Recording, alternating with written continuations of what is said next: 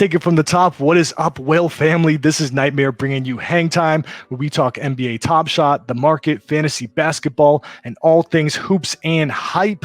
Wanted to get into it right away.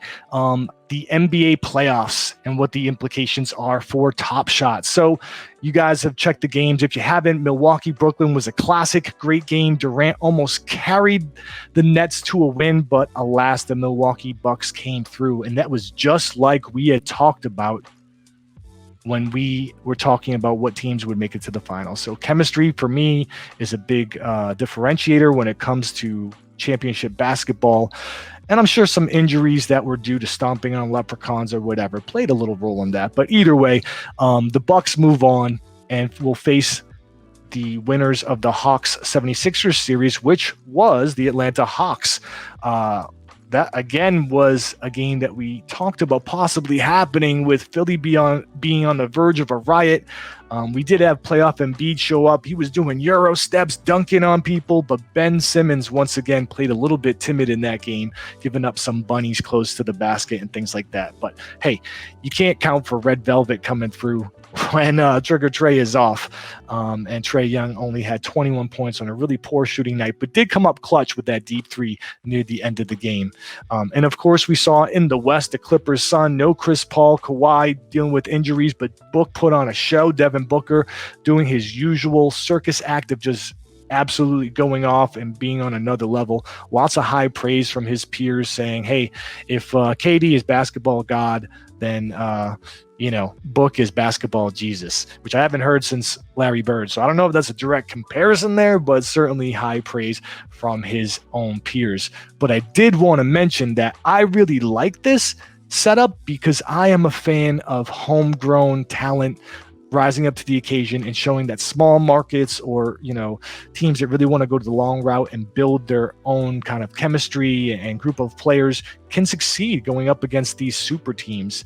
And, that's what we've seen certainly with the Nets series and possibly, with Phoenix and the Clippers.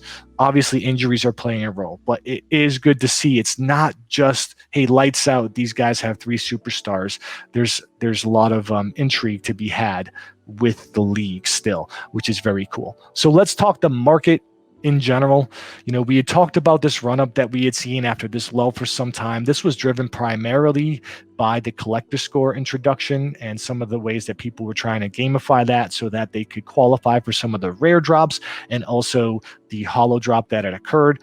Afterwards, we sustained some level of higher volume and higher sales volume there as well. But we can see that this precipitous drop coincides with what we're seeing in the market right now in general, right? So certainly there were people that wanted to get out after they had qualified for some of these drops, but also, some people have to make liquidity grabs and try to get into, more liquid situations, whether it's they need to buy more Bitcoin or handle rent or whatever's going on. I know I've been in that boat myself where I had to get out of an asset for whatever was happening in the market. So that being said, what I was showing you guys here is the whale vault is still hovering at that $32 million range. This is after, it was approximately here for a few weeks, and we saw that slow climb back up to 38 million. And then, 1 week later, with the drop in the market in general, both crypto and NFTs, we're seeing here we're back at 32, which is no paltry sum, right? I think we spent $150,000 for our initial investment. So we're far, far from being anywhere near this being, a dangerous hold for us. But I wanted to just take a look at, anecdotally, what could be something that was obvious to me to be a driver? Because our thesis is because we have so many number ones and because we have so many jersey numbers that we've retained value better than most portfolios. And in general, we have. That being said, you can see some just small things that could be huge drivers. And one thing I noticed when taking a look is, you see these two Steph Currys that are pretty high in our ranking of valuation. They're down just these two moments, $250,000 over the past week. So just doing a little bit more digging, we actually own 10 of those, right? So, obviously not all of those moments have the same value. I think we're looking at a jersey number and a number one. But that being said, what the price floor must have been what had changed on this, because if you look at the actual sales history, no one has sold anything since March. So someone listed this on the marketplace for, I think the lowest ask, $33,000, whereas it must have been much higher before. And the cascading effect it has on our portfolio valuation is huge. This one moment, because we have 10 of them, and because that one person had done that, may have made a, $750,000, maybe $1 million swing, right? So, that's gonna happen in, a variety of moments. We can see here there's Jokic down about 15%. So, if we took a look, we could try to pinpoint what some of the drivers are. I don't know that it's, that exaggerated as what the sales fluctuation or the valuation fluctuation kind of presents itself as, right? I was kind of just checking some moments here as we were continuing our discussion, but let's talk to what happened with Top Shot itself collectively. Player performances did continue to drive some valuation. I think there were some breakout performances where those moments were really sought after during the games. I think there were some people that sat out or were not part that continued to plummet. We had talked about this. Good opportunity to definitely go after some moments you have your eyes on. You just have to be quick when they do hit the market. There's a website that specifically will alert you when there's a good juxtaposition with value versus scarcity and rarity that you can use. But I just like to keep a list for myself and take a look and see what you can hunt for as far as deals go. So I did want to mention that the playoff challenges, which have been cool. We talked about this last time, but there are these challenges where you can collect 4 of the playoff pack moments, 4 of the base card moments from a series and get a reward. Challenges 7 and 8 are now live for a Ben Simmons, which I certainly wouldn't be going after, but a Ja Morant, which is a very cool moment. That moment is dope. The deadline for these are the 24th and the 25th. One thing I did want to make mention is that you guys know I'm a C's fan, and I thought, hey, maybe I should get into the moments that would likely be in the Celtics Nets series, see if I could score that Tatum. Maybe if I try to scoop those moments before that challenge goes live, I could get in at a good cost. And at the time when I looked at it, I think it was about $500 to collect all of the moments. And that was before the challenge went live. And I decided to hold off because I wasn't sure that all of those moments afterwards, plus the Tatum, would be worth that. And sure enough, I checked on that Tatum today and it's $109 for the lowest ask. And a lot of the playoff moments are in, the single digits to the teens. So collectively, it would have been an L. I still like the moment. I'll probably buy it now, but that's kind of the value juxtaposition that a lot of us are doing, right? Like, is this challenge going to be worth it for the hold? So me as a fan, it may have been different because I like the Celtics, obviously. The antithesis of this is the Nets, as you guys could probably infer. I'm not a huge fan, so I didn't want to be saddled with those. But I'll probably scoop this Tatum. Just keep that in mind if you're looking at these challenges and, what you'd like to do regarding participating in that. As a side note, we have been tracking the Cool Cats Master Challenge reward, that LaMelo. It's still about $1,600, which is what it was at the tail end of the challenge. So you can still see that retained value and that was a worthwhile investment. And there's all kinds of additional perks being handed out for people that did happen to collect the entire Cool Cats series. So that still remains to be something that was worthwhile, although no one really knew it leading up to it. So let's take a minute to talk about the holo drop that happened. Leading up to it, had a significant score. It led to collector score requirement. It led to what we'll get to down the road here, a DAO proposal for how people can participate in it. It was mixed reviews with regards to, its net effect and really gating this way. A lot of people were not happy about it because it would continue to parse down the playing field as far as who can participate at this higher level and have excitement about having the opportunity to get a rare and be rewarded for it. But by the same token, they're trying to reward the people that have put in a lot of money into this. So, it's still a mixed bag. I lean on the side personally that I was not a fan of that level of gating. And I think that Dapper did listen to it. So on their office hours, they were talking about having a tiered queue system with varied odds. So instead of just, if you did not have 7,500 collector score, you can't participate. It may be that, hey, if you have 7,500, you have a 25% chance to get into the queue and get a spot. If you have 5,000, you have a 10% chance. If you have 1,000, you have a 2% chance. So you may have long shot odds to get in, but you still may have a shot. And that would certainly drive some excitement, right? Like that would certainly make some people that do happen to get that run to their socials, want to share it. It'll give people the hope and the opportunity to try to get in and score something that may be gated otherwise. So I think that's a good idea. I think it's going to take a lot of experimentation to get right? Because it's one of those things that there's always going to be someone that's going to be left on the outside. And how do you manage that? How are you going to do that? But obviously you can't please everyone, and you don't want to mitigate the entire purpose of the collector score and what you're trying to do for the market. So I'm excited to see what they do with it. I think it'll be positive. I would participate. If I had a lower score, I'd be excited about the chance to land it, right? It's not that much different than when I stood in line with 300,000 people or whatever it was for a rare pack that was only dropping 3,000, right? So I think it's worthwhile, and I do hope that they do that. And with that, I'm sure you guys have seen, we talked about it last time. Some members of the community have put forth a pre-proposal discussion on using the Whale Vault collector's score, which we had looked at over here. I think we're 3 million? Like, it's pretty significant, right? 3.5 million. The number's so large, I couldn't even comprehend it being a collector score. So leveraging the Whale Vault collector score so that we can participate in a passive way with the portfolio to just get into these drops, score a pack, raffle it off on the Wheel of Fortune, as it's tentatively been dubbed, for the community. Or we participate in some of the challenges with the existing moments that we have.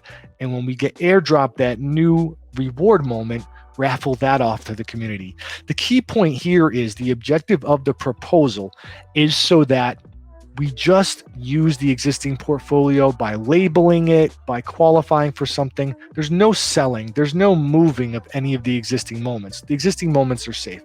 But what we're trying to do is there's a lot of rewards and opportunities that we're just not collecting, despite having one of, if not the absolute highest collector score in the entire ecosystem. So this is in the pre-proposal stage.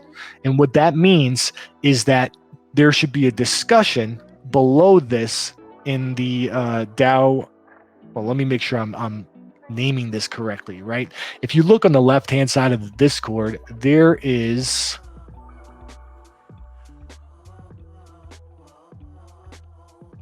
the DAO proposal, pre-proposal discussion, followed by the DAO proposal discussion, where it will formally be proposed, where it will be discussed to be moved forward, and then the DAO house.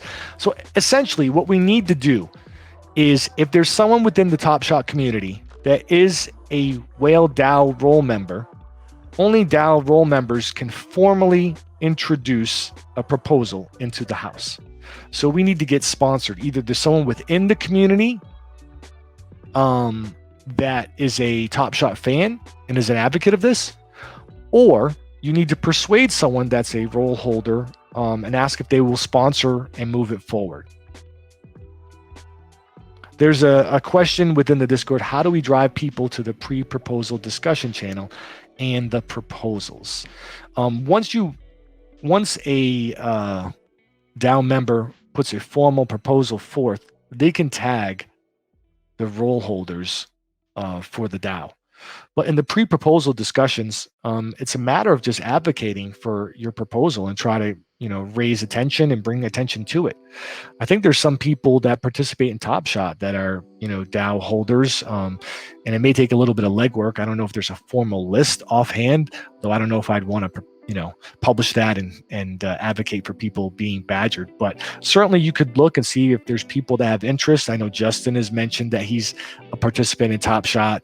I believe he's a DAO holder as well. So there's different people, but the key point being to move this forward, you need to find a Top Shot or a Hoops fan or someone that thinks it's a good idea to bring it forward and formally introduce it into the DAO house. And one other thing to understand is you're navigating at the same time that there's a live proposal, which is not a problem. You can do that, but that means probably there's going to be multiple discussions going on. As you know, there's another one about a unique NFT drop that's being discussed at the moment. So just wanted to give you guys kind of a one-on-one on what the next step would be. Continue to have the discussion. Need to find an advocate that would move this forward and make it a formal proposal. Thank you for those who answered me on the clarification. I knew the answers to those specific questions, but just thought it was good to have the dialogue so that the whole community can see, and especially anyone that would be risk averse to know that it doesn't include doing anything with the existing portfolio and the existing moments. A couple other things of note. There is an official guide that Zorro had published. I believe it's in the pre-proposal discussion. It is pinned, but this walks you through all of the iterative steps. If for some reason I was not clear, or you wanted to just have a little bit more information on how exactly the process unfolds. But key point for you guys at this point in time is to try to find someone to sponsor and move it forward. And this is just something that I had caught my eye on Twitter. I saw that someone had proposed, hey, maybe there could be a gift card specific to Top Shot, and Roham actually liked it, actually said he loved it. Who knows, maybe that's something that will be implemented in the near future. What else did I have here to mention with you guys? I did have a couple of other things. There wasn't office hours where they specifically discussed a number of things, withdrawals, etc. But two things that stood out to me in particular. There will be an additional legendary drop, probably in the summer. Who knows what the collector score will be at that point, but hopefully it's this tiered system so everybody that wants to participate can. Or we grab it with the Whale Vault and we are able to raffle it off to you guys on the Wheel of Fortune. Different than the Wheel of Shame, which I often have to spin, like today when I didn't have audio at the onset with my computer troubles. They also did mention that the Run It Back pack will happen after the season is over. So we're probably looking into mid, late summer, maybe early fall for that. Maybe not early fall, right? Likely prior to the season. So probably in the gap there, we'll see the Run It Back, which I'm always excited about. I love seeing some of the retro players and the legends for sure. They did also mention a rake feature for buyers in the marketplace. I know personally that doesn't really move me, but just so you guys know, that is something where you could, get some cash back, so to speak, on what you're doing in the market. And interestingly, they talked about more perks for Cool Cats holders. So if you have the set, they're talking about physical merch, they're talking about fan interaction opportunities directly with the players, a bunch of cool stuff. So if you're still, on the fence about grabbing that, obviously that's an opportunity.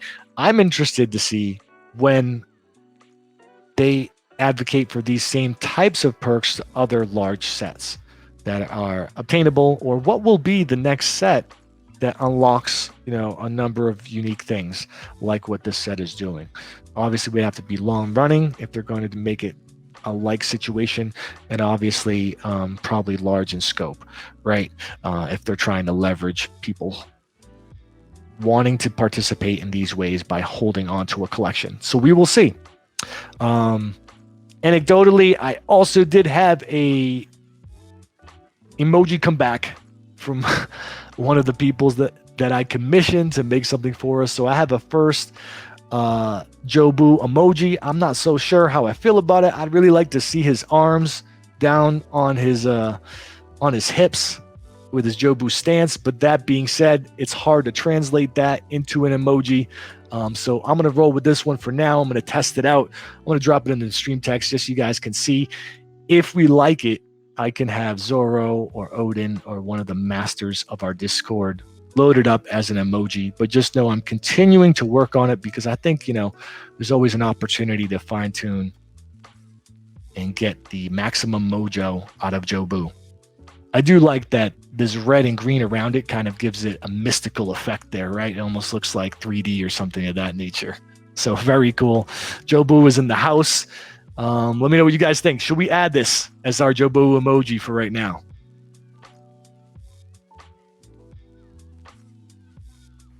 I see 3 Zoro faces. I think that's people advocating for Zoro to add it to the Discord. So unless I'm mistaken, let me know, and I'll see if I can put that into the works. One other thing I did want to mention that was pretty cool is the First Mint. Our friends over at the First Mint, Luke, had mentioned that tomorrow on the 22nd, they're going to do an NFT drop. I don't know if they've released the details yet. I know it was pending. He had mentioned it on Twitter. I think he was talking about it on his podcast as well.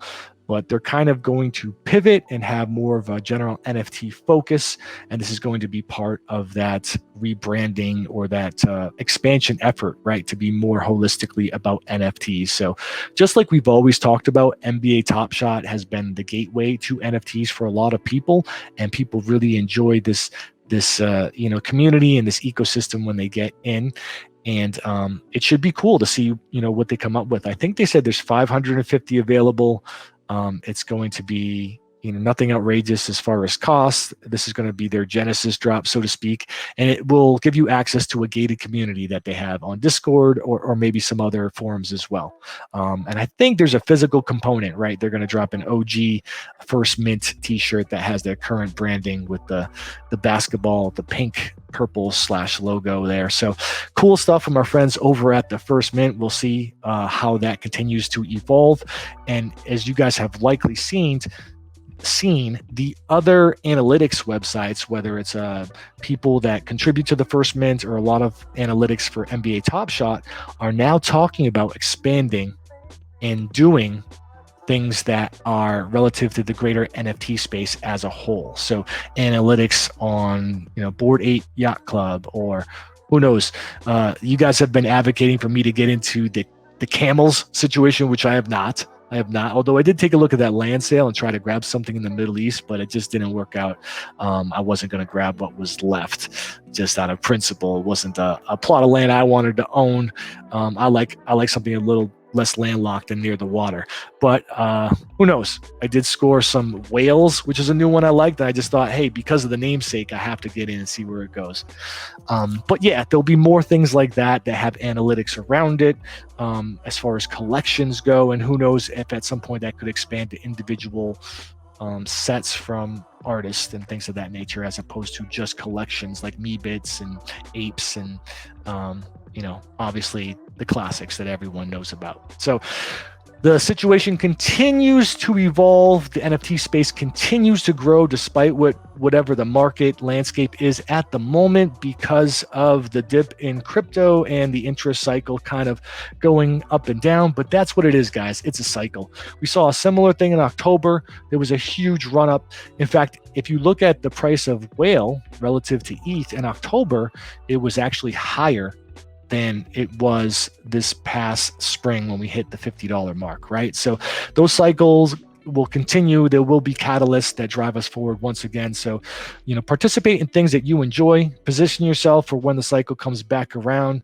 and just stay tight with your community, because community means everything here. That's how we're learning about a lot of these various projects, and that's how we're succeeding together. So be on the lookout for fantasy football. We're still squaring up exactly how we're going to do that. There's a couple of different methodologies, and thank you to the various people who have volunteered. Had like 4 or 5 people come to me and say, hey, I'm an expert and I crush everyone in my leagues and could structure X, Y, and Z. So thank you for the help, number one. But number two, now I know to look out for you. So, you shouldn't have played your hand so openly like that. But that being said, guys, lots of cool stuff to come. Thank you for spending some time with me today, despite my technical difficulties, and we will talk more NBA Top Shot next time. Take care.